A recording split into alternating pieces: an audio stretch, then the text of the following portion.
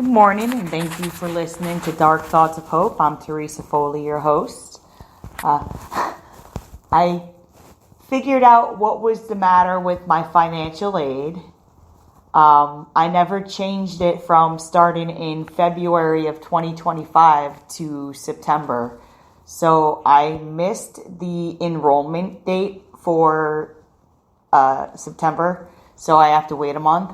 But that's fine. I start October 28th at Los Angeles Film School online. I have to fill out the enrollment packet, but I can really take my time because I have an entire month to do so. And I said it's probably for the best because a couple of the financial aid scholarships that I applied for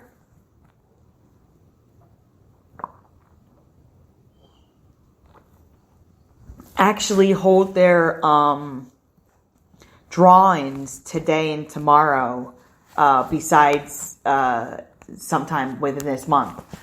So that is good news because on the off chance I get something, I'll be able to put it aside like immediately for my education, which is really cool.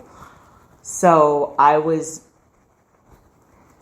spent the morning getting everything together for that, and now all I have to do is wait for the enrollment email to come in for me to fill out. Other than that, I used the spirit box again last night, and my friend Sue's ex must really want to get a hold of her because the name Ron, Ronnie, Ronald kept on coming up the last day or so. So I told her.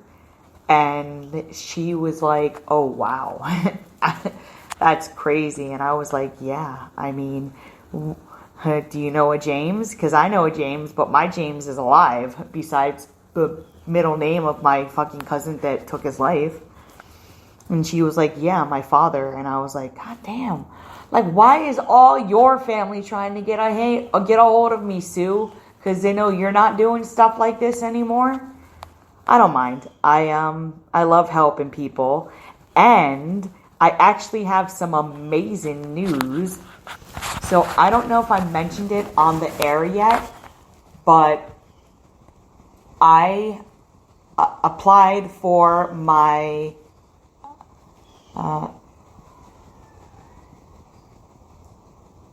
open ministry because I want it to be ordained so I can marry two of my friends that are getting married and have that be their wedding gift. I have two friend couples that are getting married. My friend Gabby and possibly my friend Josh to their significant others. And I told them that I would ordain them as a wedding gift, and they were excited. So I'm excited that it finally came in and it's official. And I'm talking about this on air because if there's anyone in the LGBTQ community who lives in the New Jersey area or even the tri-state area of New Jersey, which is Maryland, New York, Delaware, Rhode Island. I would consider Connecticut too. If you are looking to get married, then leave a comment with your email and I will get a hold of you and we can work something out. I joked that if I started a church, it would be for the LGBTQ homeless, immigrants, refugees, anyone who might have been convicted as a felon, they would be welcomed to my church, because I would like to follow in God's footsteps, and I would rather eat with sinners than dine with the righteous. Because I am not judgmental. I know what forgiveness is, and I believe that everyone deserves a chance. So, I mean, I'm not saying I'm going to start a church or anything, but if the opportunity ever arose, I would definitely be open to the idea of this podcast being like a Sunday sermon 7 days a week. I don't know. I just, I feel like God is pushing me in a particular direction, and I don't know why, but I'm not questioning it, and I'm curious about what he has in store for me.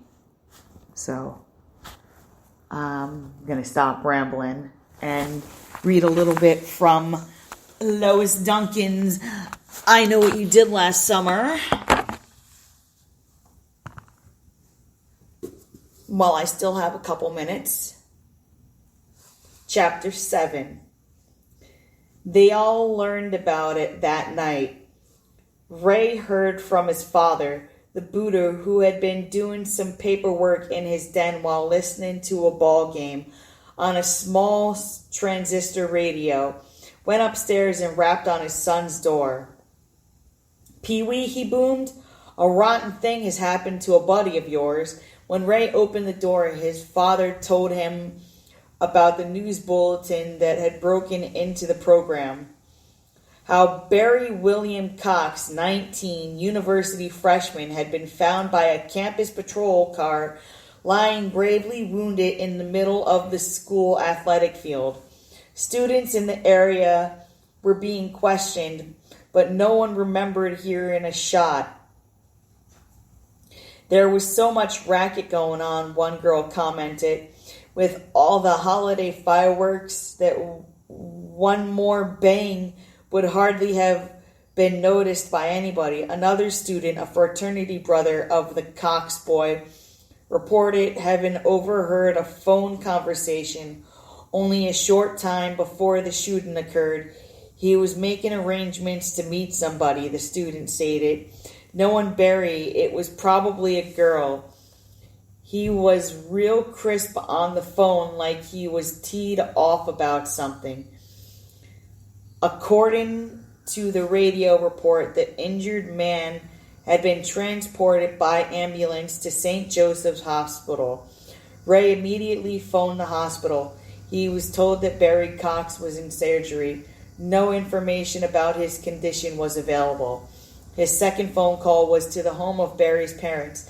There was no answer. His third call was to Julie. Helen Rivers learned about the shooting in a bizarre manner.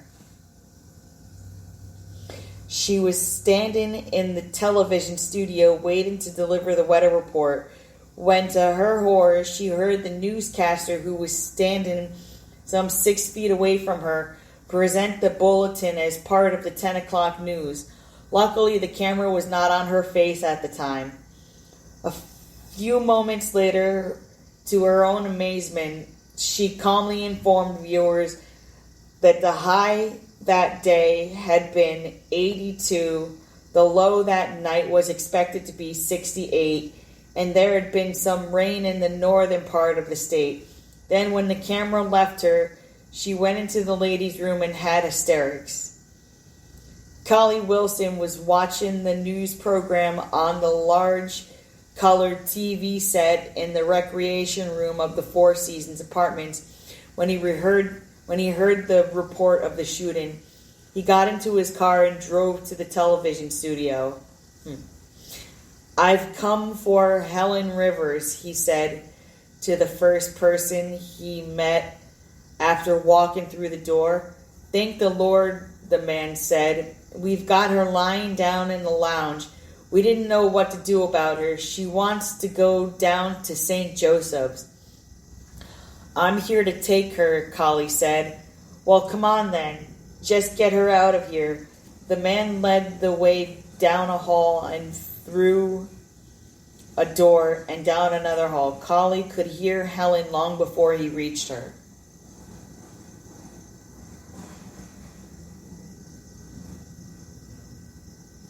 When he came into the room, he wondered for a moment if he had found the right person. The girl before him was a mess. Her eyes were red and swollen, and her mascara had run down her cheeks in long black streaks. Her face was contorted with weeping. "Hey, Collie," said. "Remember me, your friend by the pool?" He sat down beside her and put his hands on her shoulders.